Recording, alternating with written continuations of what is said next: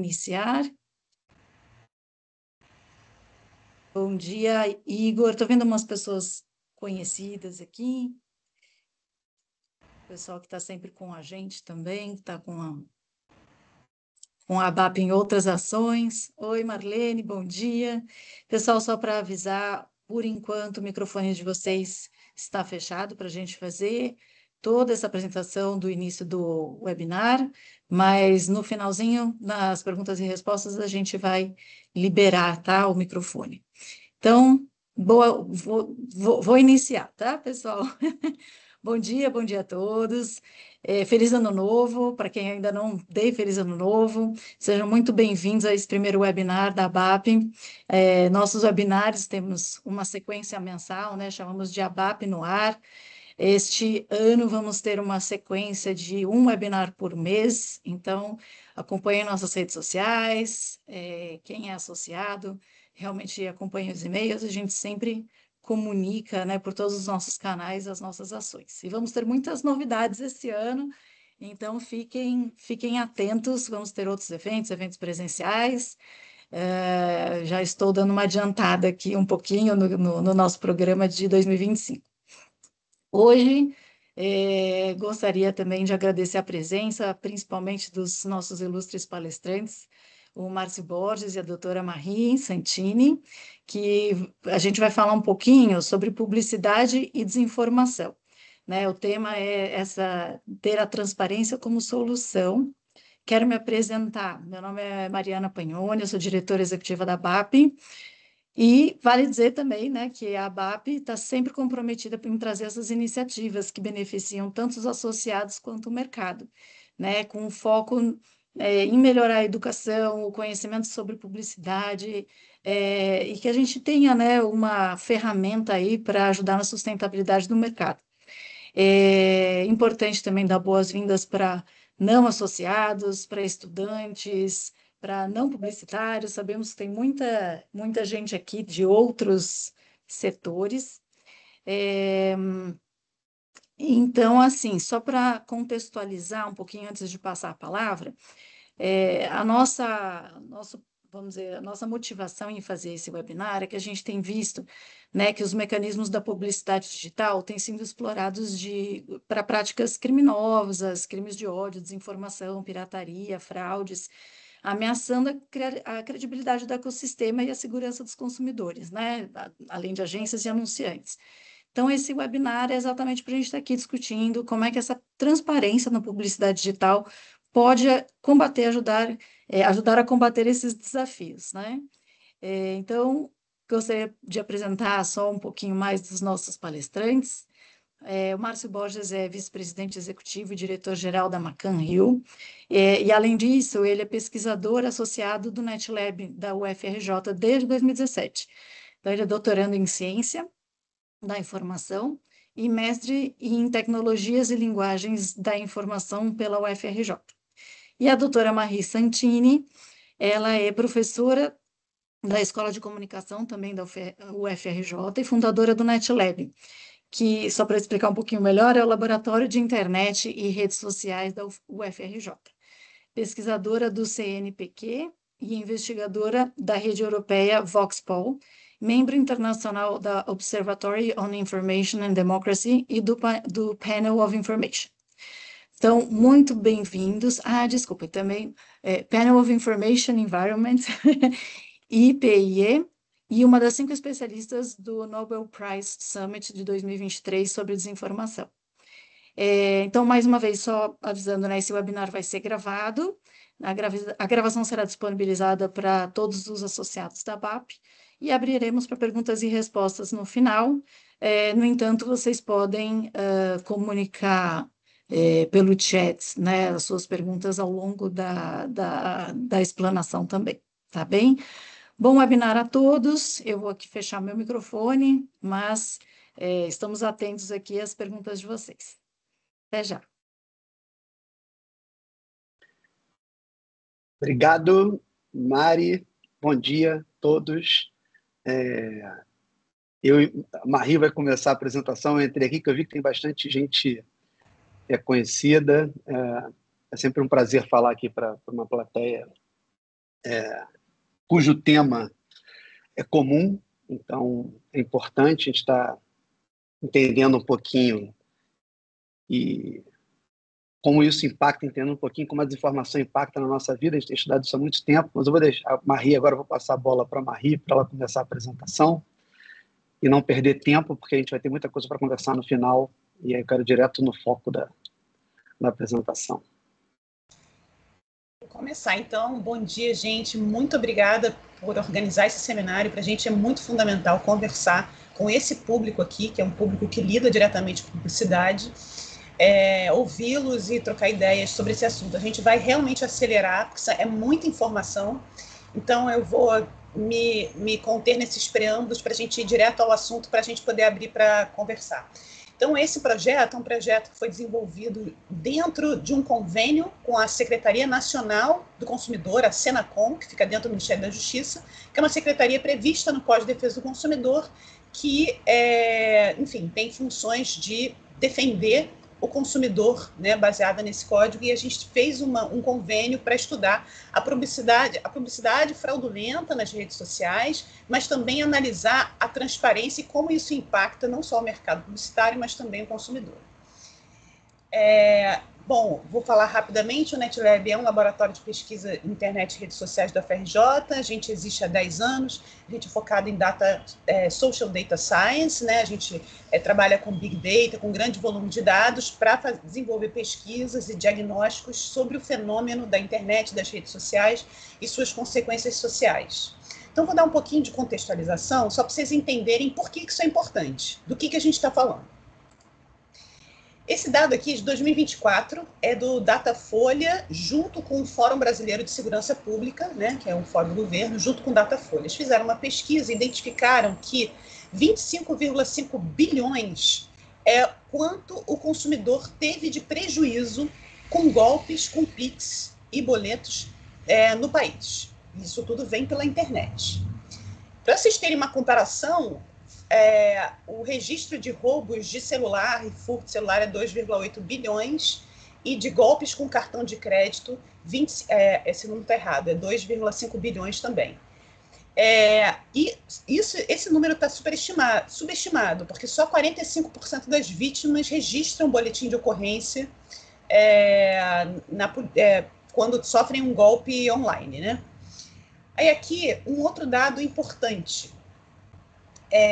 Os aplicativos de mensagem são o principal ponto de partida dos golpes, mas quando a gente vai ver todas as redes sociais e todas as formas de conectar o consumidor para dar um golpe, as plataformas da Meta correspondem a 80% dessas frentes, ou seja, 80% dos golpes e fraudes no Brasil começam em uma das plataformas da Meta, ou WhatsApp, ou Instagram, ou Facebook. Golpes online. E aqui,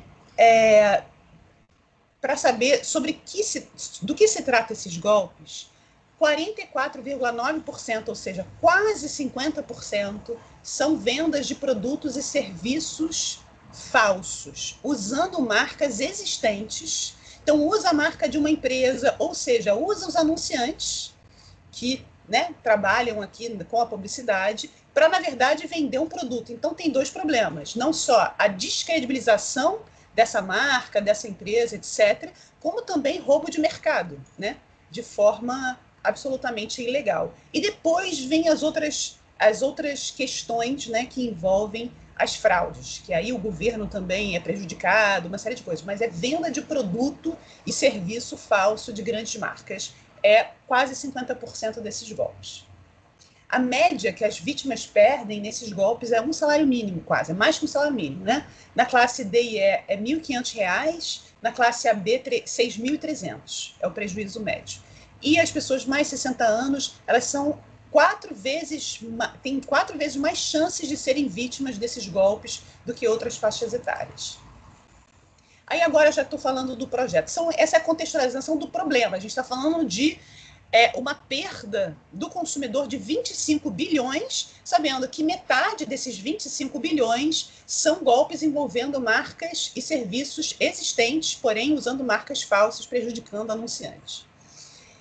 O que a gente fez nesse observatório durante um ano? A gente coletou 12.365 anúncios que foram mapeados como fraudulentos. A gente coletou mais de 100 mil, tá? Mas desses 100 mil a gente analisou um por um, manualmente, fizemos toda a jornada do consumidor até os sites falsos, etc. A gente identificou esse número.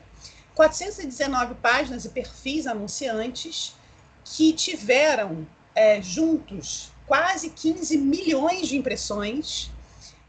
E aqui o número está absolutamente subestimado, 704 mil, porque a gente só consegue ver o investimento daqueles anúncios que foram categorizados pela Meta como políticos, que é uma tecnicalidade que depois eu explico, se tiver tempo, mas claro que isso aqui não representa quanto que o volume que a Meta está ganhando. Mas o que diz esses grupos que fazem isso, eles têm dinheiro.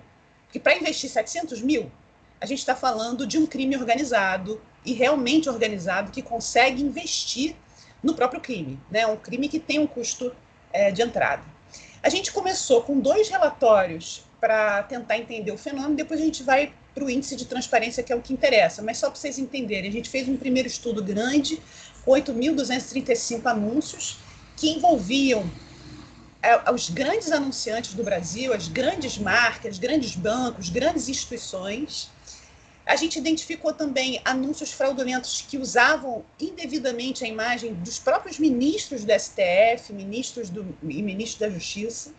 A gente identificou também políticos indianos que estavam concorrendo à eleição na Índia, durante a eleição da Índia, esse ano, dando golpes no Brasil, segmentando brasileiros. Quer dizer, só para vocês entenderem que é uma coisa que tem uma articulação global.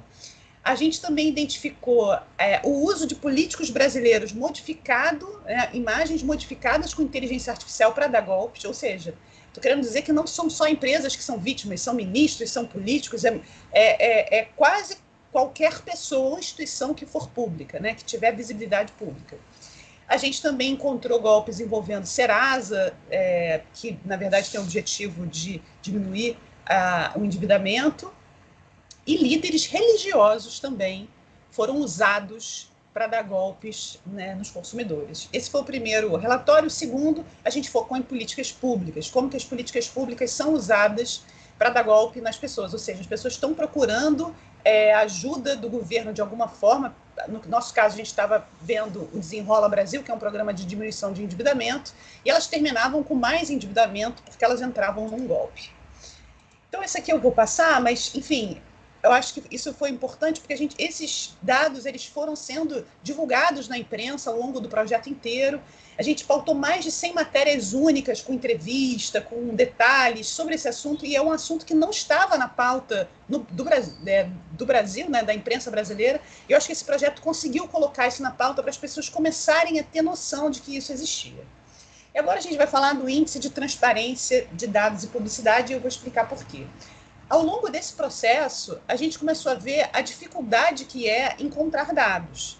Então, esse número que eu falei, 12.365 anúncios fraudulentos que a gente coletou, ele é uma pincelada que a gente deu num mar de problemas. Ele não representa o volume de golpes e fraudes que existe na rede. Ele é só uma amostra bem pequena que não é representativa, porque a gente não tem como observar esses anúncios, não tem como coletar dados. Então, a gente desenvolveu um índice de transparência de dados para identificar qual é a transparência que essas plataformas de fato têm no Brasil.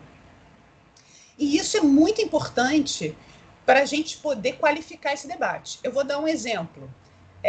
Hoje está todo mundo falando que estão sendo involuntariamente colocados como seguidores do Trump, né? E o Trump está ganhando uma quantidade enorme de seguidores no Instagram.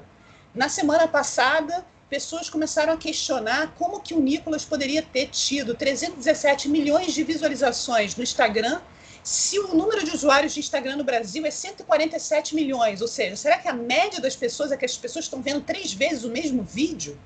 Isso faz sentido? Isso está manipulado? Não está manipulado? Nós hoje não temos como saber, porque a gente não tem como observar, porque a gente não tem como coletar dados. Então, a gente está diante de uma possibilidade de fabricação de popularidade, manipulação da opinião pública que a gente não tem como observar, porque a gente não tem dados. Então, o que a gente fez? A gente pegou a ISO 8000, que é uma ISO que estabelece um conjunto de normas internacionais que especificam os requisitos para os dados terem qualidade e integridade para a pesquisa, e ela especifica especialmente para aspectos de gerenciamento entre empresas ou dentro das próprias empresas, para uma validação de métodos de medição, etc. Então, a gente usou isso como parâmetro para tentar entender qual é a transparência das plataformas, né, e se essa transparência ela é adequada, suficiente, se ela é real ou não. E a gente fez esse índice de transparência de dados sobre as redes sociais. Então, a gente está falando de plataformas digitais, mas claro que não entram todas as plataformas digitais. O iFood não entra, o Uber não entra. A gente está aqui especificamente falando de plataformas de redes sociais. Então, a gente analisou YouTube, Facebook, Instagram, Twitter, Telegram, TikTok, Quai e WhatsApp. Por que Telegram e WhatsApp, que são mensageria, né? Vocês podem perguntar, e aí eu já vou responder. Porque, apesar dessas duas plataformas elas não terem algoritmos recomendando conteúdo, que é uma das características das plataformas de redes sociais, ela tem produção de conteúdo de usuário e tem os grupos públicos, que foi o que a gente de fato analisou. Aqueles grupos que têm como função, né, tem função quase broadcast, ou uma função parecida com o grupo do Facebook, por exemplo. Aqui é a justificativa do escopo. Por que essas plataformas? A gente tentou pegar as plataformas que têm o maior número de usuários no Brasil. Então, a plataforma que tem o maior número de usuários no Brasil é o WhatsApp, com 147 milhões, depois vem o YouTube, 144 milhões, depois o Instagram com 134 milhões, e por aí vai. A gente incluiu o Quai, que é pouco falado pela imprensa brasileira, mas pouca gente sabe que o Quai tem 3 vezes mais usuários que o Twitter no Brasil. Ou seja, ele é extremamente relevante e é uma plataforma chinesa, tal como o TikTok. Mas é muito popular entre os gamers. Então, nossas questões de pesquisa eram: quais são as medidas de transparência e acesso a dados das principais plataformas de redes sociais no Brasil e qual é o grau de qualidade desses dados? Qual que é o objetivo disso? Para que o mercado saiba quão transparente ou não são essas plataformas, é preciso a gente criar padrões para avaliação sobre o grau de acesso e qualidade desses dados, até para as medições que interessam ao mercado e os anunciantes, comparar a performance de cada uma dessas plataformas para entender quais se preocupam mais em ser transparentes e por quê, avaliar de forma sistemática os pontos fortes e fracos de cada uma delas, até para criar critérios e parâmetros, e indicar público-objetivamente o que precisaria ser melhorado, né? Alguém precisa observar isso e indicar isso, né, como resultado de pesquisa. Então, o que a gente usou de metodologia? É bastante complexo, mas a gente, como é da academia, a gente usou metodologias que são típicas da academia, que é a avaliação de pares, para evitar vieses e para diminuir as chances de erros. Então, 12 pesquisadores avaliaram todas as plataformas em duplas que eram revezadas, e depois teve uma segunda etapa que foi de revisão. Essas duplas eram modificadas, né? Então, primeiro são duplas avaliando plataformas, depois as duplas são misturadas e reavaliam a avaliação da primeira etapa, e, por último, uma última revisão por outra dupla já montada previamente. São 3 etapas de avaliação por pares misturadas para evitar erros e vieses. O que embasou essa avaliação? Quer dizer, a gente pegou critérios da ISO, dividimos em 6 dimensões, tal como a ISO 8000 indica. Mas o que embasou essa avaliação? O pesquisador, quando pegava a plataforma e a gente colocava perguntas para ele responder sobre a transparência, como que ele fazia para embasar a resposta? Então, todos os pesquisadores eles tinham que usar essas 5 fontes de informação para embasar a nota que a plataforma recebia. Então, primeiro, avaliar toda a documentação da plataforma, ou seja, a plataforma tem uma documentação de transparência do que ela diz que faz e do que ela diz que não faz. Então, a gente verificava se o que ela diz que faz realmente acontece ou não. Então, foram feitos testes. A gente usou toda a literatura acadêmica que existe, e ela é muito mais do norte global e inglês do que brasileira, sobre a coleta de dados dessas plataformas, porque muitos pesquisadores usam e versam, né, em suas metodologias, nos seus artigos, sobre como é que funciona essa coleta de dados. Então, a gente usou essa literatura. A gente fez testes e experimentos controlados para verificar o acesso aos dados e qual era a qualidade que vinha, e comparar com essa documentação da plataforma. A gente usou a experiência do laboratório de 10 anos de coleta de dados e a gente usou também os relatórios de transparência que as plataformas, algumas, divulgam sobre o que elas disponibilizam, o conteúdo que elas moderam, etc., para avaliar a qualidade desse dado, se tem o dado, o grau de transparência e a qualidade e detalhamento dessas informações. Então, eu não vou entrar muito nas tecnicalidades, mas só para vocês entenderem que a gente usou os 6 parâmetros da ISO. Claro que alguns parâmetros tinham um peso maior, por exemplo, a acessibilidade, né, era um critério especial, que tinha 16 parâmetros e correspondia a 15,71% da nota, mais que os outros, porque se você não tem nem acesso ao dado, todos os outros parâmetros perdem relevância, porque se o dado não existe, se a gente falar de completude, consistência, relevância, isso não se aplica porque você não tem nem acesso. Então, a gente deu um peso maior à acessibilidade, mas outros parâmetros foram avaliados também. Então, como é que foi feito o cálculo? A gente colocou essa rondana que ela demonstra um pouco os pesos, né? Onde o acesso ao universo de forma gratuita, porque isso é uma questão, né? Porque você pode dizer, olha, não, eu dou acesso ao dado sim, mas eu cobro $40 mil por mês. Isso não é factível, né, para nenhum pesquisador no mundo pagar um valor desse para ter acesso a dados de uma só plataforma. Então, esse tipo de coisa foi avaliado, se o acesso era gratuito, porque aqui a gente está falando de acesso para pesquisa. Desculpa, passou uma nota aqui. Para pesquisa e o acesso à interface. E depois os outros critérios que tinham esse peso. E a gente também colocou isso tudo, foi demonstrado em uma fórmula, né, numa equação, onde porque o objetivo nosso é que isso tudo seja muito claro e muito transparente, que as pessoas entendam a racionalidade com que a gente montou esse índice, mas também que ele seja replicável, que ele seja reprodutível, que outros pesquisadores possam avaliar continuamente ou reavaliar com esses mesmos critérios. Então, já chegando na avaliação e na pontuação das plataformas em relação à transparência de dados para pesquisa, a gente dividiu em 5 faixas, inspiradas naquela faixa de economia de energia dos eletrodomésticos, sabe? Que todo mundo recebe. Então, inspirado nessas faixas, a gente colocou uma transparência ideal, uma satisfatória, uma regular, uma precária e uma irrelevante ou nula. Alguém pode perguntar por que irrelevante ou nula? Porque existem algumas plataformas que dizem liberar alguns dados, mas quando a gente acessa esses dados, a gente vê que esses dados são absolutamente irrelevantes. A única função que eles têm é quase de brand washing, sabe? De dizer que tem alguma coisa, mas não é possível fazer nada com esses dados. Então, a gente colocou irrelevante ou nula para poder contemplar esses casos. E aqui a pontuação já geral dessas plataformas no Brasil, de dados. Então, o YouTube, ele atinge uma plataforma, uma transparência satisfatória, porque o YouTube ele mantém uma API de coleta de dados, coleta de comentários, etc., apesar de ser uma das plataformas mais difíceis de serem avaliados o conteúdo, porque são vídeos enormes, e avaliar conteúdo de vídeo é complexo, né? Exige mais tecnologia ainda, mas o YouTube mantém essa API, que é importante.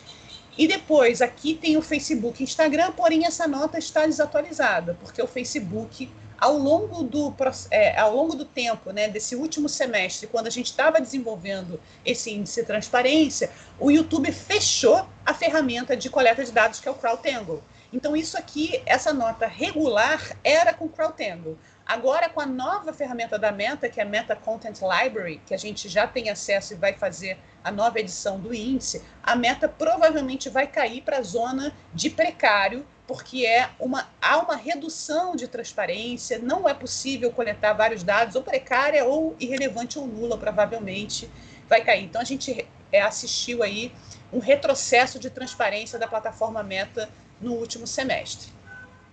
E, por fim, TikTok, Kuai e WhatsApp com irrelevante ou nula. Ou seja, tem algum dado, porém esses dados são absolutamente relevantes. Então, agora eu passo para o Márcio apresentar o índice de transparência de publicidade. Ih, tá dando eco, meu Deus. Obrigado, Maria, acho que era o teu microfone. Aqui acho que tem duas questões que eu queria abordar especificamente, porque, obviamente, que a desinformação ela tem um financiamento, isso tem impacto na sociedade. Eu queria explicar um pouquinho desse projeto no detalhe da profissão de publicitário. O mecanismo da publicidade ele foi desenhado de uma forma inteligente para ser microsegmentado, para atingir a audiência com a maior eficiência possível. E tudo isso é lindo e muito bom quando usado eticamente. Então, não é o caso das agências, mas a gente tem que imaginar que esse mesmo mecanismo ele fica disponível para ser acessado para quem não necessariamente tem ou a ética ou a legalidade, etc. E aí tem duas coisas que eu quero mostrar para vocês e que são interessantes parar para pensar nisso. É quando a gente desenvolve algum modelo que ele é apropriado por outros agentes. Então, a gente tem que fazer escolhas, a gente tem que melhorar o modelo. Então, fazendo uma analogia aqui, só para entender o raciocínio, é como se eu fosse da indústria farmacêutica, desenvolvesse um remédio que fosse para curar uma doença e as pessoas passassem a se drogar com esse remédio. Só assim, putz, esse remédio aqui é para curar a doença, as pessoas estão usando ele para uma outra coisa que não é a finalidade do remédio. Mas a empresa ela é responsável, ou política pública é responsável pelo controle do uso do remédio. Então, na verdade, você tem que controlar quem está usando legitimamente e quem está usando de forma ilegítima. Da mesma forma que a gente fala assim, puxa, as empresas estão usando muito plástico PET, estão poluindo o meio ambiente, ou lixo eletrônico. E aí fala assim, mas as pessoas estão jogando fora errado o lixo. Então, eu vou culpar as pessoas ou vou fazer as pessoas fazerem uma coleta apropriada do lixo? Então, o problema, às vezes, ele é decorrente não da finalidade para a qual ele foi criado, mas para uma outra finalidade que não estava prevista na criação, mas que, uma vez apropriada por agentes ilegítimos, a gente tem que atuar em detrimento da saudabilidade do mercado, das marcas. Quando a gente olha para aquele número inicial, eu quero fazer esse recorte e trazer isso para a publicidade em detalhe, e aí vocês vão entender o porquê de vários índices, o índice de dados, o índice de publicidade, tem outro no pipeline, que é o índice de transparência de inteligência artificial, que em breve está no pipeline para esse ano, a gente vai apresentar também, para entender de que forma nós podemos agir como mercado, como sociedade, para observar o fenômeno, né? Então, de que forma eu vou observar que as pessoas estão se drogando com medicamento que era para uma cura específica? De que forma eu vou observar o lixo eletrônico que está sendo gerado que as pessoas estão descartando de forma errada? Então, a gente aqui está propondo a observação do fenômeno, né? Porque a gente sabe que o fenômeno existe, a gente sabe alguns tamanhos dos fenômenos e entendendo que 25,5 bilhões é o volume estimado de golpe, a gente vê, por uma estimativa, que qualquer valor investido nisso é altamente lucrativo, se eu não tiver um controle. Então, a indústria do golpe ela acaba se beneficiando das ferramentas que nós desenvolvemos de forma legítima. Tá? Então, é só para entender a responsabilidade aqui do... Maria, pode passar para mim, por favor? E aí a gente vai... Quando a gente olha para o tamanho do mercado digital de publicidade online, estimado no mundo inteiro, ele é um tamanho de 740 bilhões de dólares. Então, ele não é um mercado irrelevante. Pode ir, Maria, por favor. E a gente sabe que no mercado publicitário, esse volume de investimento, ele, além de ter um protagonismo de pouquíssimas empresas, mundialmente falando, eles promovem alguns efeitos que a gente precisa entender quais são. Então, primeiro, a gente tem um efeito de publicidade com ou sem intermediário. não necessariamente a gente sabe exatamente a origem ou a rastreabilidade da origem daquele anunciante quando você vai fazendo uma cadeia extremamente descentralizada. Olha, de novo, isso é um fato, tá? Depois a gente entende a decorrência deste fato, o que isso ocorre, o que isso ocasiona. É como se eu estivesse falando assim, olha, não tem problema nenhum eu vender remédio sem farmácia. Eu posso vender todo remédio em supermercado? Talvez você vai perder mais o controle. Mas o remédio tarja preta eu posso vender na prateleira do supermercado? Será? Então, eu só estou dizendo assim, quais são os fatos que formam a pera e como é que isso é controlado. Anúncios camuflados, né? Hoje a gente tem anúncio que mimetiza muito um anúncio orgânico. A gente tem um problema de assimetria regulatória. Hoje, a responsabilidade ou a corresponsabilidade ou a responsabilidade solidária, ela não alcança as empresas que veiculam, diferentemente de outras empresas de mídia, né? Então, esse é um outro fato. E uma assimetria informacional, né? A relação comercial entre plataforma e usuário, ela tem uma assimetria de informação. As empresas acabam sabendo muito de cada usuário individualmente, mas o usuário individualmente não sabe aonde o dado dele está sendo distribuído ou de que forma está sendo utilizado.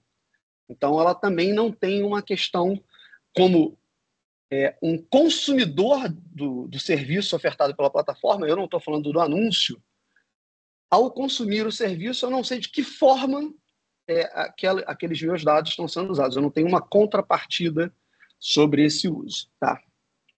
No Brasil, esse é um mercado de 35 bilhões em 2023, o dado de 2024 ainda não foi fechado.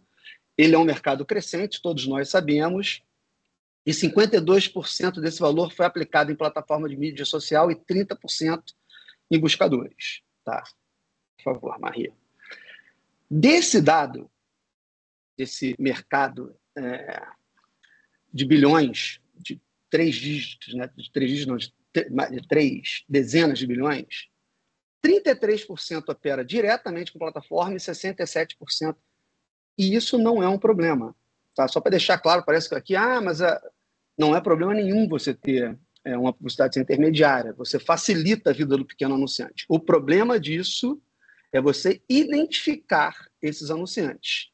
Como existem muitos golpes, a identificação desse anunciante é a raiz desse problema. Então, aonde e como eu rastreio esse anunciante? Então, a gente está falando que existe 10 bilhões, que obviamente tem o pequeno anunciante regular, tem o dono da padaria, tem o dono do restaurante, tem um monte de pessoas que se beneficiam disso, mas dentro deste mercado, se a gente for parar, só fazer uma conta rápida, não estou dizendo isso, tá? Mas para fazer uma conta rápida, se 30%, ou seja, se todo esse dinheiro fosse de fraude, tá? Se 30% de 30 bilhões fosse de fraude, a gente está falando de 10 bilhões. Se é um mercado que movimentou 25 bilhões, eu estou falando que é um mercado muito lucrativo, porque eu investi 10, se todo esse dinheiro, só para vocês verem quanto isso é lucrativo. Se 10 bilhões fossem investidos em fraude, se esses 33% que a gente não rastreia, eles fossem fraudulentos, significa que é 10 bilhões do todo e que geram 25,5 bilhões. Ou seja, é um negócio muito rentável. Vale a pena investir em anúncio para converter em fraude. Tá? Pode ir, Marie, por favor. E isso é favorecido exatamente pelo mesmo mecanismo que favorece o mercado publicitário. Qual é o mecanismo que favorece a eficiência? Alcançar quem está buscando algo. Então, eu vou exatamente na microsegmentação pegar o mais vulnerável a cair no golpe. Ou seja, eu vou pegar a pessoa que está precisando do crédito, a pessoa que está precisando da cura, a pessoa que está precisando de um... Eu vou, porque a microsegmentação ela consegue fazer com que eu chegue perfeitamente na pessoa que está suscetível a cair no golpe que eu vou aplicar, com pouquíssima rastreabilidade. Então, o que a gente identificou como fenômeno? E isso não tem absolutamente nada a ver, a gente está falando aqui especificamente de anúncios, ou seja, aquilo que é baixo, aquilo que é pago, aquilo que tem uma transação financeira, aquilo que está sendo investida. Hoje, a gente precisa observar Que anúncios são esses? Então, hoje a gente precisa, para ter transparência, essencialmente trabalhar com repositório de anúncios, né? Então, hoje a gente vai atrás dos repositórios. Então, a gente pode até se perguntar aqui no início, mas você falaram bastante da Meta, a Meta foi... Porque a Meta, para acesso de repositório de anúncios, é quem mais dá acesso. Então, ela consegue trazer para a gente a maior visibilidade do fenômeno, tá? Então, a importância do repositório, ainda que de forma não ideal, ela existe um acesso. E outras plataformas sequer têm acesso. E, para isso, a gente está atuando no índice de transparência de publicidade, que é o que eu vou explicar. Pode ir, Maria. Eu estou fazendo aqui uma... Então, por que é importante ter um índice de transparência de publicidade? Primeiro, para trazer segurança para o consumidor, que é a origem do projeto, né? Em última instância, a Secretaria Nacional do Consumidor está buscando a segurança do consumidor. Depois, fazer uma redução de assimetria, né? Então, aprimorar o conhecimento público sobre o funcionamento da atividade publicitária, a gente reduz a assimetria de informação. Terceiro, para ter uma publicidade auditável, né? Como é que eu posso auditar os dados sobre publicidade? Então, quanto mais transparente, melhor auditabilidade teremos. E quarto, são dados de interesse público, né? A partir do momento que é um anúncio público, eu preciso extrair dados com características que a gente possa utilizar para medir os fenômenos que a gente está falando aqui de golpe. Quanto menos rastreabilidade disso tiver, mais eu favoreço o golpista. Quanto mais rastreabilidade eu tiver, menos eu incentivo o golpista. Então, é bom para quem opera legalmente e ruim para quem opera ilegalmente, né? Pode ir, Maria. O escopo do índice, então, era olhar as plataformas. A gente fez aqui uma régua de investimento publicitário na plataforma. Então, aqui, quais são as principais plataformas que recebem a receita global de publicidade? Pode ir, Maria, por favor, para a gente tentar entrar no índice e não... Dentro dessa receita, a gente pegou o número de usuários também no Brasil. Então, aqui, respeitando as regras que já estão sendo usadas na Europa. Então, a premissa do Digital Services Act, DSA europeu, a gente pegou a premissa que está sendo utilizada lá, vimos o número de usuários no Brasil e definimos quem iria observar em publicidade. Aí que vocês vão ver que tem uma diferença entre o Pinterest aqui também e as outras plataformas que a gente já tinha falado e LinkedIn. Pode ir, Maria? Pode fazer. Que é o seguinte, esses repositórios de anúncios, que é onde se dá a transparência de anúncios das plataformas, na Europa, onde foi regulamentado, eles entendem que o que eles consideram como grandes plataformas, very large platforms, é que deveriam ter essa obrigação, porque eles entendem que tem um investimento em infraestrutura e tecnologia que é preciso fazer para que tenha esses repositórios funcionem. Então, eles estão exigindo na Europa das grandes. Então, a gente fez usou isso como referência, como o Márcio falou, para fazer o seguinte: se fosse no Brasil, quais as plataformas, que se a gente tivesse regulamentação no Brasil, quais as plataformas teriam que ter atenderiam o índice de transparência? E na Europa plataformas que tenham 10%, o número de usuários corresponde a 10% da população europeia. Então, a população europeia é 400 e poucos milhões. Então, as plataformas que têm 40 e poucos milhões de usuários na Europa inteira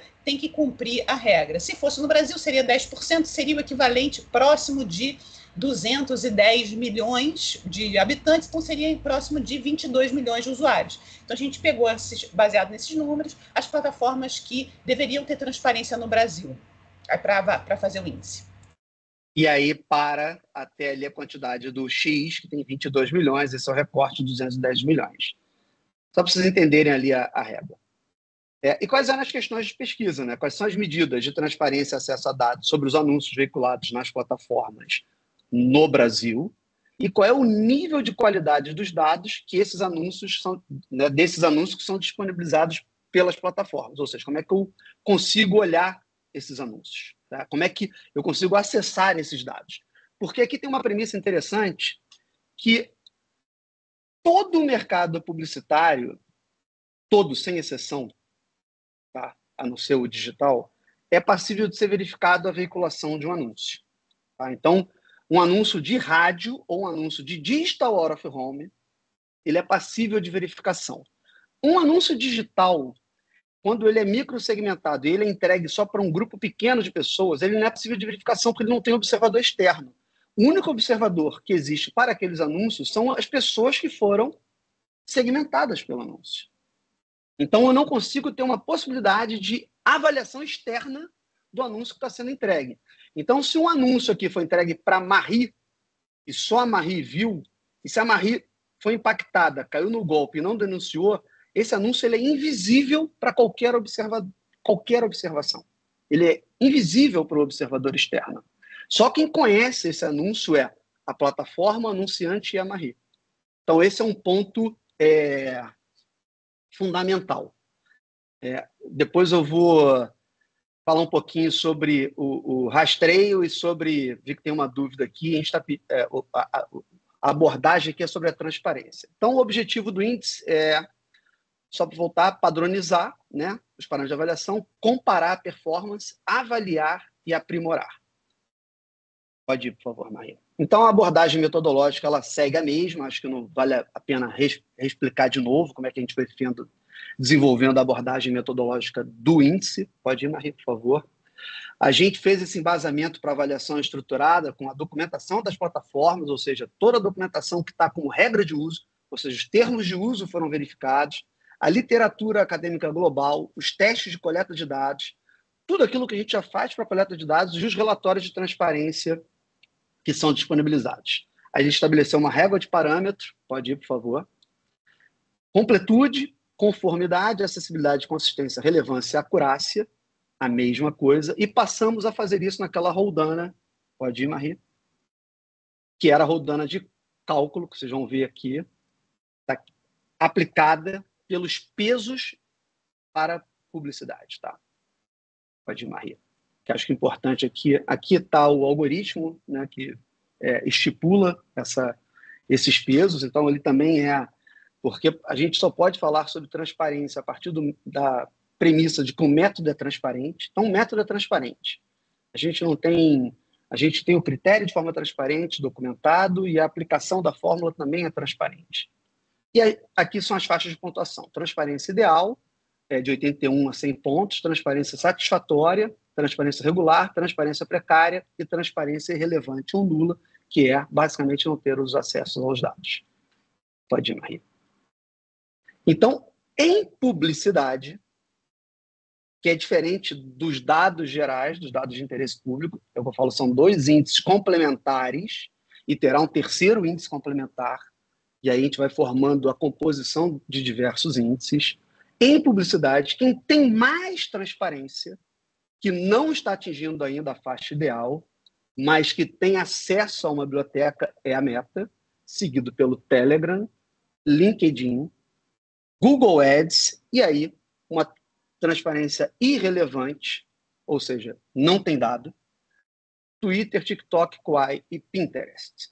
Então, aqui é sobre como se acessa os dados. Pode ir, Marie, por favor. A verdade, Márcio, é que Twitter, TikTok, Quai e Pinterest é zero dado. Google Ads não tem dado. É nulo ou irrelevante, que está na mesma categoria do zero.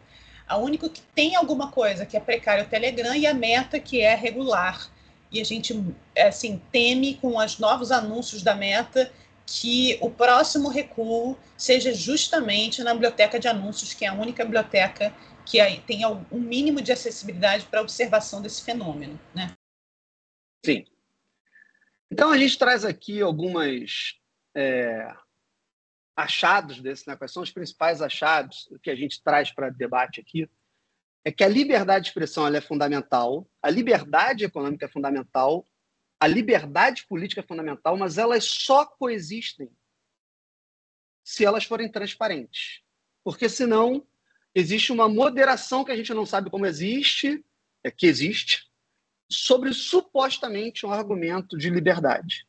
Mas para ser de verdade livre, tem que ter a premissa de ser transparente. A opacidade, ou seja, você tornar isso opaco, no final das contas, ela deixa o anunciante legítimo vulnerável, porque ele está misturado num bolo que ninguém sabe qual, e protege exatamente o crime criminoso que se apoderou de um mecanismo para anunciantes legítimos e está usando isso para aplicar golpe.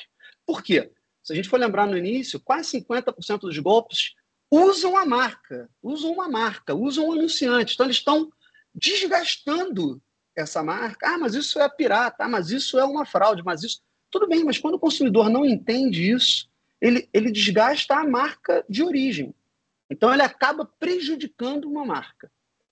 E isso ajuda a financiar a desinformação, fake news. Isso é um mecanismo que se retroalimenta.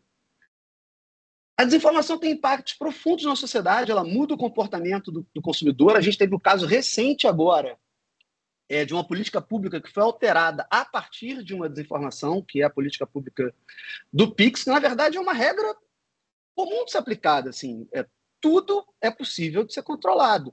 Quando não é controlado, você incentiva o crime. E não o pequeno empreendedor. Na verdade, você faz com que o golpista fique irrastreável, né? Então, a gente teve um caso recente de uma política pública alterada a partir de um movimento de desinformação. E só para lembrar que, se isso foi capaz de modificar uma política pública, esse mecanismo pode ser usado para qualquer um quando não tem transparência. Esse mecanismo, ele vulnerabiliza a todos que atuam. Ele pode vulnerabilizar uma marca para ser atacada por um concorrente, ele pode vulnerabilizar um ataque no momento de uma data especial, como uma Black Friday, ele pode vulnerabilizar alguma marca criando um boato, enfim, você acaba fazendo com que, embora hoje ninguém ainda tenha identificado, já existem estudos sobre isso, mas o mecanismo ele fica vulnerável, ele deixa todos vulneráveis. Acho que era isso, principalmente aqui, um recado super corrido de um tema super profundo.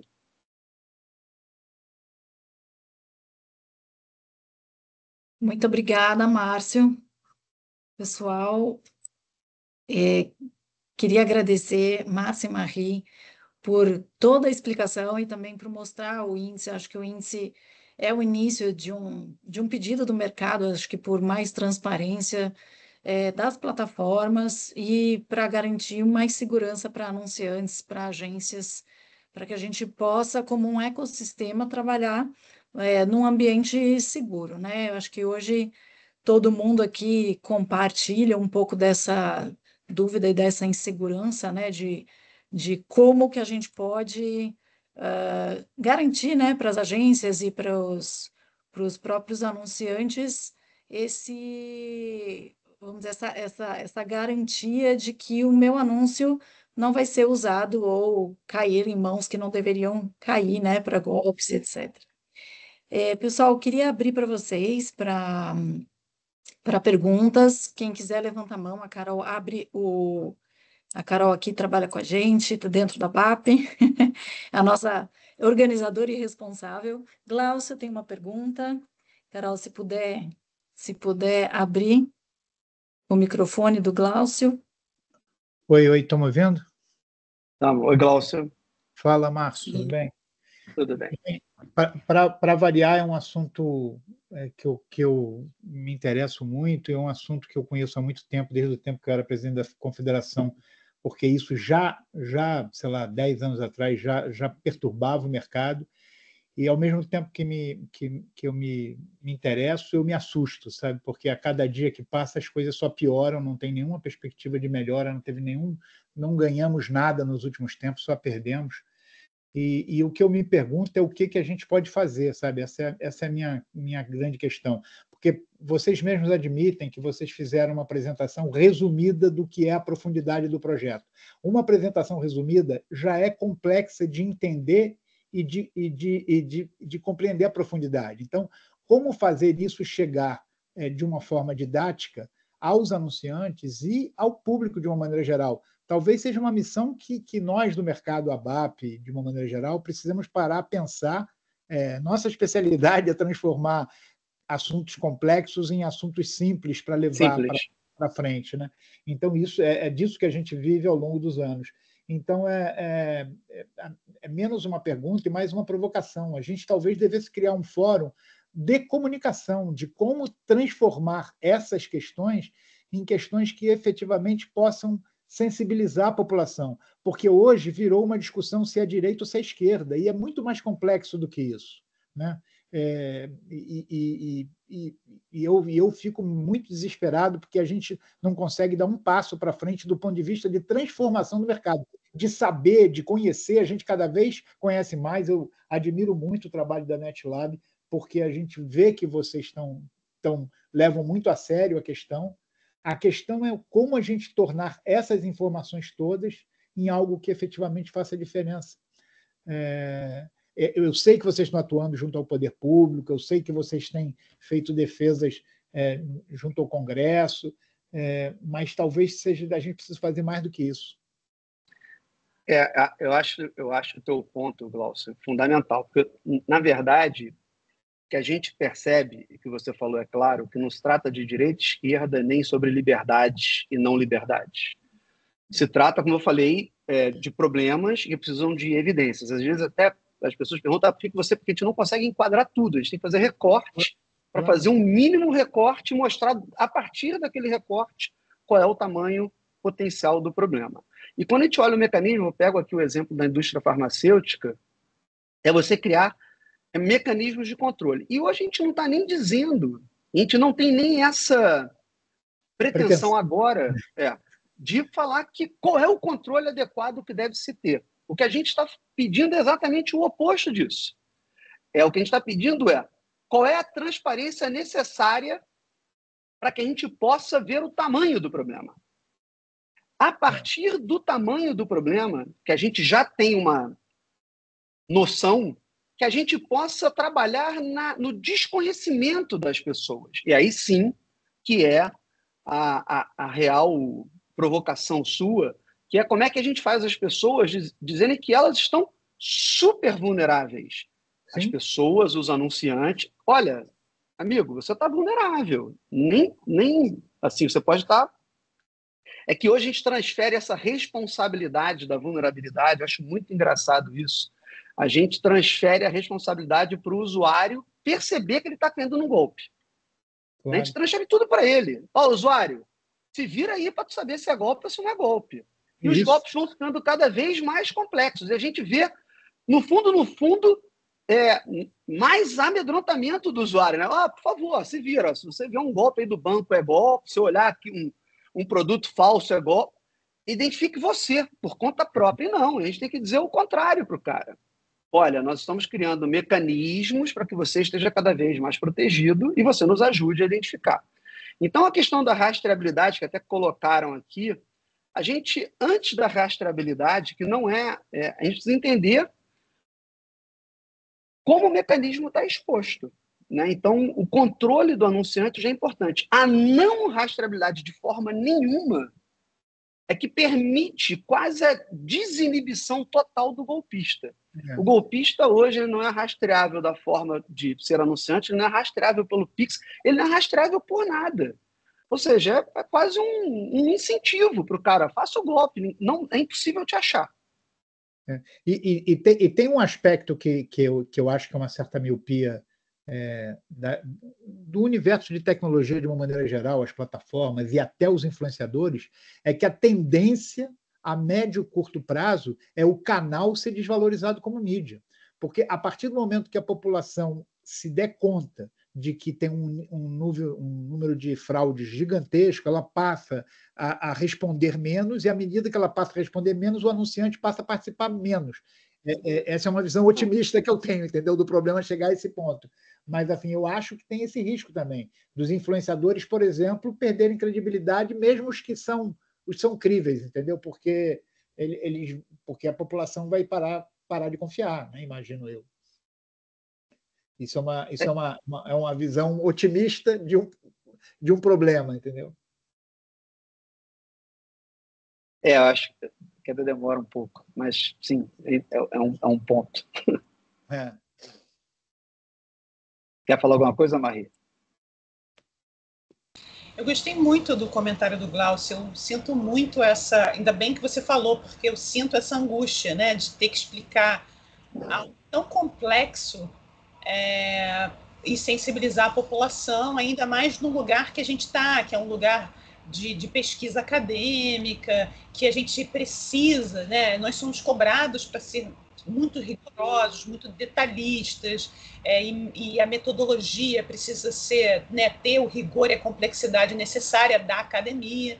E a gente, de fato, precisa de outros porta-vozes, de outros disseminadores que não tenham esse compromisso acadêmico que nós temos, mas que possam simplificar, que possam digerir, que possam sensibilizar com outras ferramentas, por exemplo, como a emoção, como, né, outras coisas que a academia não pode usar, para que as pessoas entendam o que está acontecendo. Porque o que está acontecendo, a gente está aqui falando desse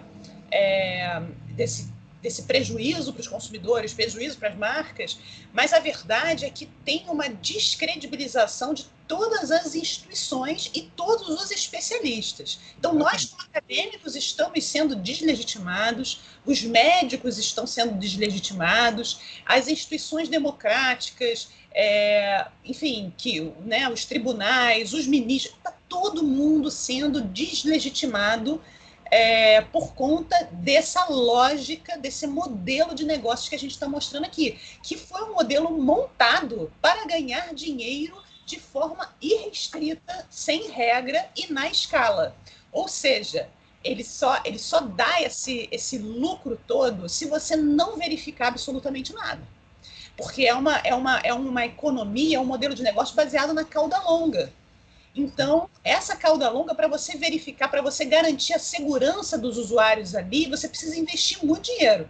O que a gente está dizendo é o seguinte, olha, não dá para você ter empresas que são as mais poderosas do mundo, né, vendendo, cujo serviço é uma coisa que elas não garantem a segurança.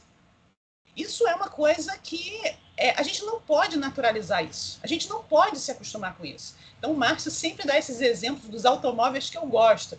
Você pode vender um carro onde o fabricante diz, olha, o freio não é garantido. Pode ser que não funcione. Pode ser que tenha problemas. Mas, cara, você comprou o carro baratinho. Fala sério. Você não conseguiria comprar um carro tão barato se não fosse eu. Isso é o argumento da Big Tech.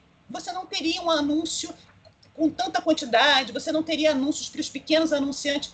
É verdade. Porém, isso só faz sentido se a gente conseguir garantir a aplicação das leis, a gente conseguir garantir a segurança do usuário, porque hoje a gente tem uma situação que é a seguinte, as leis que valem offline, e a gente tem um arcabouço jurídico enorme no Brasil, inclusive somos criticados por termos leis demais, nenhuma vale online.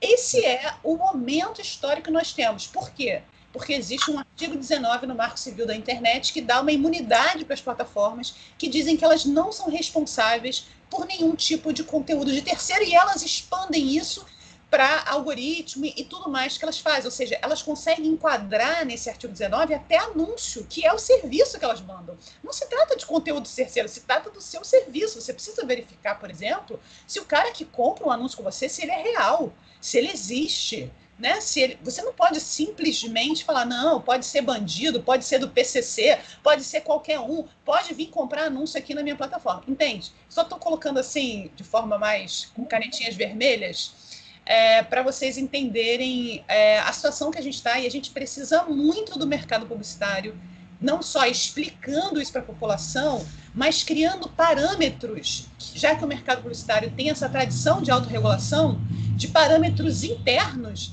que não deixem isso contaminar o mercado publicitário, porque o próximo a perder credibilidade será o próprio mercado publicitário. Não, é isso que eu falei, eu acho mesmo. Não, mas eu acho que tem duas questões, que tem um universo gigante de agentes digitais que não são exatamente ligados ao mercado publicitário, que viabilizam a fraude. Né?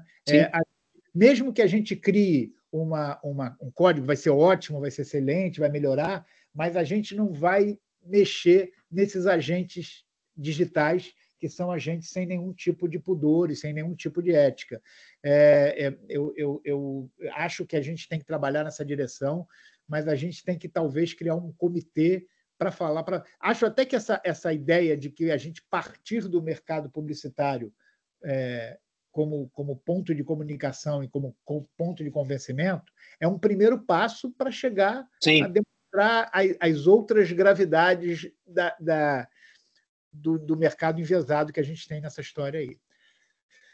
Então, até deixo essa provocação aqui para a BAP, de criar uma comissão de comunicação, sabe? Não é uma comissão para discutir a questão, é uma comissão de como transformar essa questão em informação. Basicamente isso. O que a gente está trazendo cada vez mais são as evidências, né? As evidências que sustentam o problema. A gente não está trazendo aqui nada que vai ser de forma aleatória. Acho que vai ter metodologia, embasamento de uma forma super transparente. Acho que isso embasa o movimento. O que a gente demanda, na verdade, é transparência. Também a gente não está demandando absolutamente nada nesse primeiro movimento. A gente está pedindo forneça aqui dados para a gente ver qual é o tamanho desse problema, que é um grande desafio. Acho que transformar isso em comunicação para as pessoas entenderem o quanto isso é importante é uma bela provocação. É isso. Mais uma vez, parabéns, gente. Nunca vocês me decepcionam. Eu fico decepcionado com a humanidade. Sim, sim. Glaucio, obrigada pela sua apresentação, pela sua pergunta. Eu acho que assim, é um problema que a gente tem, né? Acho que até é importante aqui comentar, né? O Sandro também comentou, e agora com as últimas notícias, né? O grande problema que a gente tem do posicionamento das plataformas em relação a isso, né? De como que a gente consegue, vamos dizer, o auxílio deles e temos esse problema de ser plataformas internacionais e a gente tem uma regulação e uma autorregulamentação nacional, né? Então, não sei, Márcio, se você poderia comentar um pouquinho sobre isso, né? Porque a gente acaba sempre esbarrando nesse ponto, né? Além da lei, né? Como é que a gente faz ou consegue uma colaboração de todos, né? A gente não pode sempre jogar, vamos dizer, eu acho que o problema só nas plataformas, mas obviamente que está todo mundo querendo ganhar dinheiro, a gente precisa, né? Todo o mercado precisa anunciar, as empresas precisam estar nas plataformas, porque sem isso elas também não sobrevivem. Então, né, como é que a gente consegue, nessa empreitada aí que vocês já tiveram, né, o que vocês enxergam, né, do movimento que a gente pode fazer em conjunto para tentar a colaboração de todos, né? Vamos supor, se ninguém anunciasse nas plataformas, elas seriam obrigadas a fazer alguma coisa, ou, né, se a gente exigisse essa transparência e etc. Queria um comentário, mas não é nenhuma pergunta, é só um bate-papo aqui, um pouco das questões que a gente tem vivido. Eu acho que esse problema ele não resolve uma frente, né? Ele não tem a bala de prata para resolver esse problema. Eles são várias frentes que vão atuar nesse problema. Eu acho que o primeiro movimento que a gente tem que, como associação, e aí é reconhecer que o problema existe. Então, e não estou falando de ABAP, não, estou falando do mercado. CONAR, que eu vi que tem um representante do CONAR, enfim. Existe um problema e a gente tem que chamar as plataformas para Eu sei que é difícil para as plataformas que atuam no Brasil, porque, na verdade, aqui elas são escritórios de venda. Elas têm absolutamente nenhuma autonomia. Essa é a verdade. Então, elas reproduzem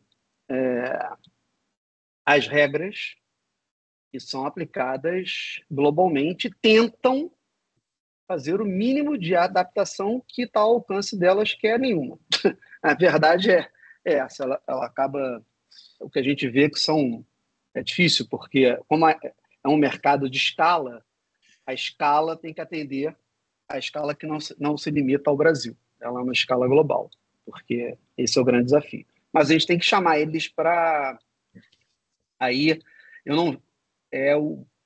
via IAB, e, em paralelo a isso, aí sim, a gente tem que conscientizar as pessoas de riscos, conscientizar as pessoas do tamanho do problema. As pessoas têm que saber porque as pessoas exercem pressão na política pública, né? E aí é um outro fenômeno. Então, na verdade, as pessoas têm que ter um entendimento, porque o que a Marie falou e que vocês falaram, quer dizer, o que a gente vem falando, é um tema complexo que às vezes tentam se resumir numa hashtag liberdade de expressão. E não é sobre liberdade de expressão que a gente está falando. Na verdade, é quase nada sobre a liberdade de expressão. E isso se transforma num debate sobre liberdade de expressão, e que não é, não é a questão central do que está se falando aqui. Mas o entendimento, quer dizer, essa captura do entendimento se resume a isso. E a gente sabe que não é isso. Então, você fazer com que o público entenda, acho que é um ponto fundamental. Eu acho que nós, como a BAP, também temos que bater muito no ponto da publicidade, né? Então, para a gente, de certa maneira, né, a questão de liberdade de expressão e etc., infelizmente, até quando a gente vai conversar sobre bets e tudo que está acontecendo, a gente acaba conversando como um todo, né? E, vamos dizer... o nosso ponto é publicidade. Exato. Infelizmente, a gente não tem muito controle sobre o que, vamos dizer, pessoas físicas postam ou não postam e tal. Então, o nosso e não é ponto sobre isso, né? E não é sobre isso. isso. A nossa discussão não é essa. Exato. Então, eu acho que isso é muito importante também a gente traçar, a gente repete isso muito, né? Não queremos falar sobre liberdade de expressão, que cada um pode fazer ou não, mas o nosso objetivo final é passar essa, vamos dizer, credibilidade para as marcas que elas estão perdendo por questões muito fora do nosso alcance, né? Que são as regulamentações mesmo, como a Marie bem falou, do artigo 19. Então, assim, temos... a gente esbarra numa questão muito da liberdade de expressão para poder ter o controle da publicidade, né? Então, a gente precisa fazer um entendimento disso tudo. Acho que a Marie falou muito bem, né? A questão da publicidade específica, o controle, né, de quem está anunciando. Eu acho que isso seria um caminho melhor, talvez mais palpável para nós, né, dessa verificação, não só na parte final de rastreamento do conteúdo, mas antes de acontecer, né? Como é que a gente pode pedir uma certa colaboração, né? Mas cai na rentabilidade mesmo do negócio das plataformas, né? Mas eu acho que esse é um caminho, né? Nós aqui na BAP temos aqui um GT, né, que o Márcio lidera, muito felizmente, temos uma ótima liderança, né, sobre desinformação, e eu acho que isso pode vir, aí, Glaucio, a gente pode conversar, mas acho que isso pode vir a virar um comitê, né? Por enquanto, até a gente não tem uma solução sobre isso, eu acho que é um assunto que a gente vai conversar sempre. Então, Glaucio, eu já convido para você, para você jogar essa ideia aí no... A questão é que esse assunto me apaixona e me angustia. Então, entrar num comitê vai me deixar feliz e angustiado. Isso que é ruim. A gente lida com isso todo dia, Glaucio. Eu e Marie, a gente só... A gente é pura angústia. Mas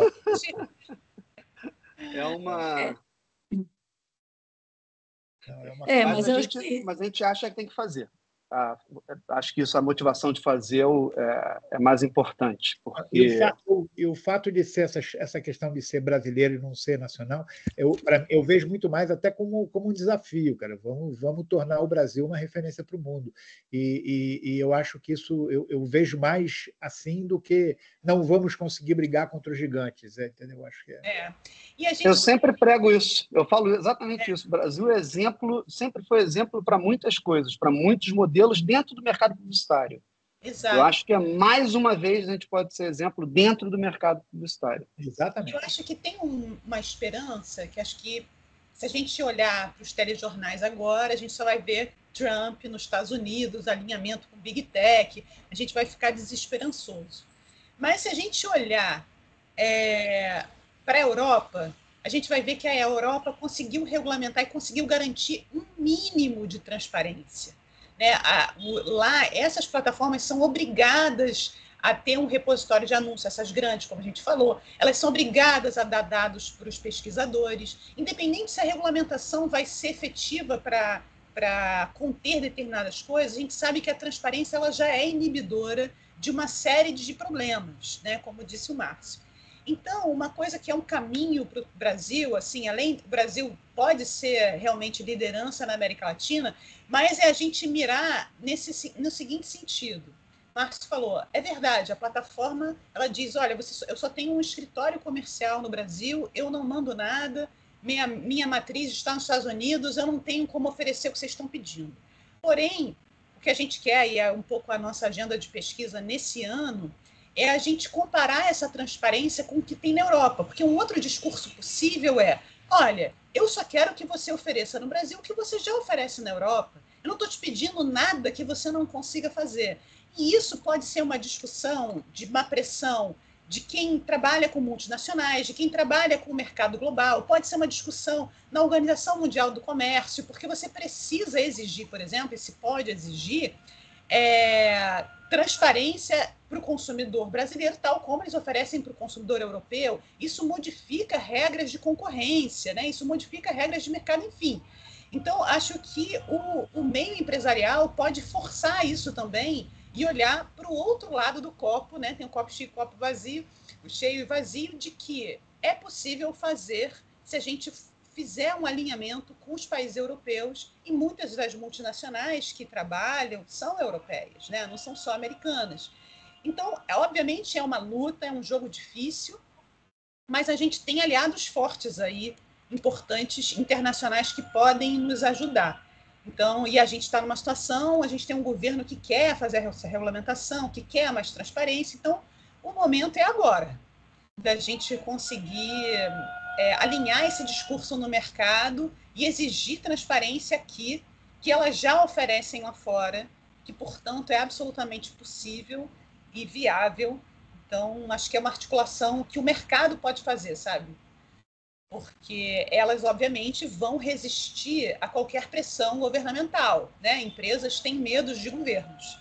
Mas, quando o mercado exige, isso vira uma pressão que tem uma chance maior de se efetivar, porque elas querem agradar os anunciantes, em alguma medida, né? E essa posição deve ser usada, na minha opinião. Eu vejo o Conar também indo muito para esse lado, né? Vendo os exemplos europeus e etc., e até se baseando nisso para fazer a autorregulamentação deles, né? A gente tem discutido muito isso também com o Conar, porque, como falei, né, acho que bate muito nessa questão também do conteúdo geral da internet, né? Mas, obviamente, a gente acaba olhando muito mais para a parte da publicidade.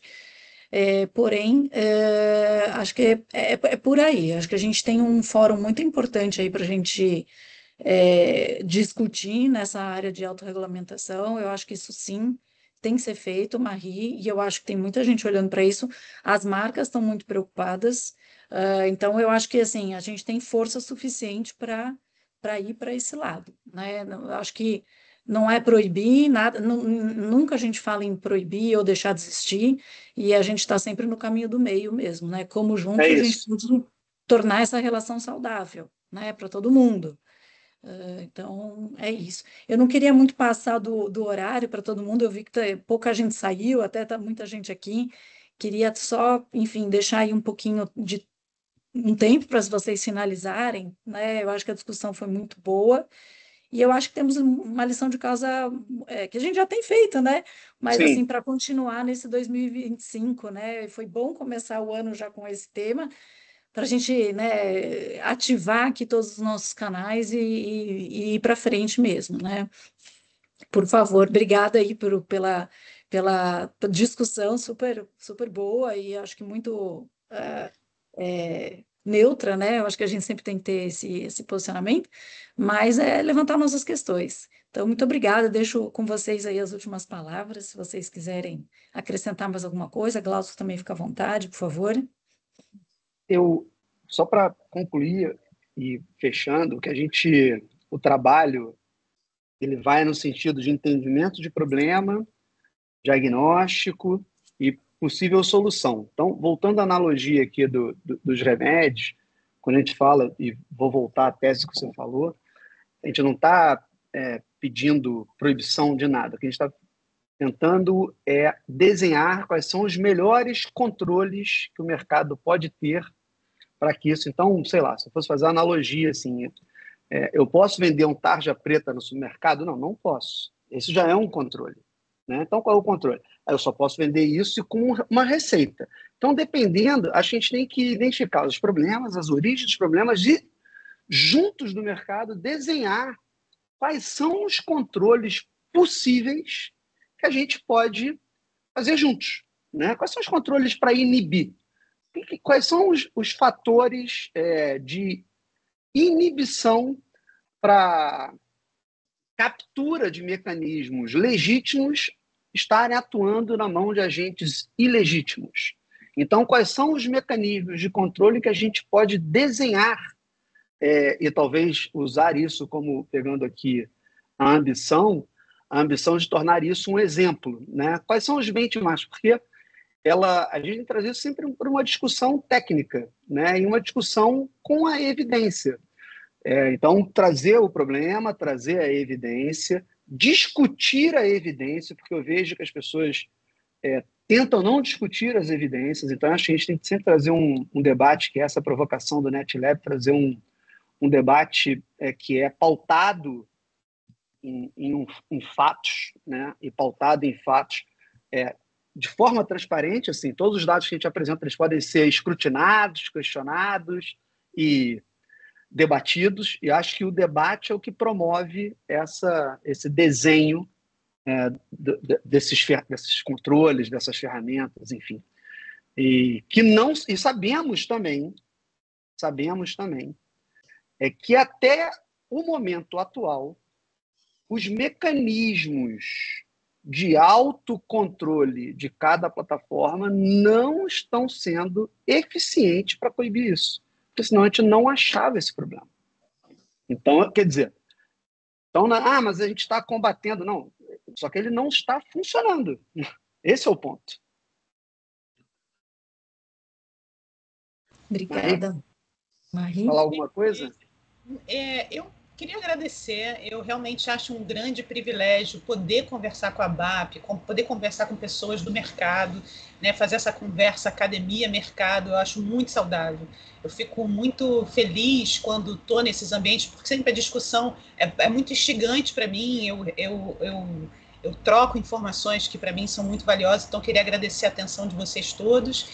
Enfim, passar essa mensagem de otimismo. Assim, eu acho que tem brechas para a gente atuar. Claro que não é uma avenida aberta, né? Vai ser difícil, é um trabalho complexo, mas tem brechas para a gente atuar e melhorar essa segurança do mercado publicitário brasileiro, que é uma segurança que deve ser garantida para os consumidores e para os anunciantes, para que esse mercado seja mais saudável, né? Então, acho que a mensagem que a gente queria passar é essa, e a gente acredita muito que os mecanismos de controle passam por transparência. Então, não é uma discussão de moderação, que deve ser moderado ou não, ou qualquer coisa desse tipo, mas é transparência e controle, né, de verificação de anunciantes, que pode melhorar e tornar esse ambiente mais saudável. E isso é bom para a economia, isso é bom para a democracia, isso é bom para todas essas questões mais amplas que a gente está discutindo hoje, porque a relação entre as pessoas e a relação entre as instituições, ela é uma relação baseada na confiança. Então, o que a gente está querendo dizer aqui é que, ao tornar esse ambiente completamente suscetível a qualquer tipo de irregularidade, crime, e sem transparência, ou seja, baseado na opacidade, a gente está minando a confiança dessas plataformas que poderiam ser mais uma frente de trabalho interessante e criativa para o mercado publicitário e que os consumidores adoram. A gente está minando isso para tornar isso um problema. Então, a gente vê que nos últimos anos, a imagem que essas plataformas têm na opinião pública é cada vez pior, né, no impacto para as crianças, o impacto para a cognição, o impacto para a saúde pública, o impacto para a democracia, e isso é ruim para o mercado também. A gente não quer isso, né? A gente precisa que a percepção seja de uma coisa saudável, para que, enfim, que as relações de confiança se mantenham e a gente tenha uma economia mais saudável. Então, é isso, passar um pouco de otimismo, de que tem brechas aí para a gente trabalhar, e a gente no NetLab está completamente disponível e interessado em trabalhar em cooperação com a BAP e anunciantes. Independente do parabéns para vocês, né, porque é sensacional, sempre é bom, eu queria que isso aqui fosse, de fato, um kickoff para a gente discutir ações, né? Porque o debate ele já está aí há muito tempo, a gente já tem a noção da gravidade do assunto, e o que a gente precisa é partir para um debate sobre ações, o que a gente pode fazer de fato. Mas não deixa de valer o parabéns. Com certeza, Glaucio. Conte com a gente, né? A gente, enfim, eu acho que a BAP, dentro do papel dela, né, é muito, primeiro, levantar as questões, os debates, e depois a gente entender quais são as ações que a gente pode fazer, né? Conte com a gente, com certeza. Eu conto com você, Glaucio. Pessoal, muito obrigada mais uma vez. Eu vou encerrar aqui o nosso super webinar, foi maravilhoso. Márcio, como sempre, Marie, prazer em conhecê-la, né? Mas a gente conta com vocês também e vamos seguir sim. Igor, obrigada pela participação também. Estou vendo aqui o Igor, a Marlene, não sei se ainda está aqui, eu vi alguns nomes, mas brigadão, viu, pessoal? Vamos, mês que vem, fazer um webinar com o Dr. Paulo Gomes, ele vai falar sobre licitação, estão todos convidados. A data, Carol vai, ainda, acho que é dia 4 de fevereiro, não, mais para frente. 12 de fevereiro. 12 de fevereiro. 12 de fevereiro, desculpa, Carol.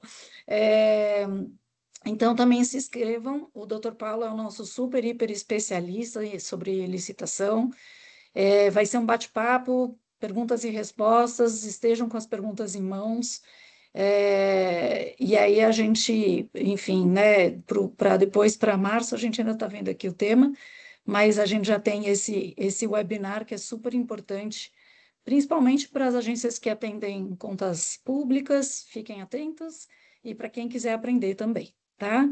Muito obrigada, pessoal. Sigam nossas redes sociais que a gente divulga tudo por lá. Um bom dia aí para todos. Bom meio de semana. Bom dia. Tchau.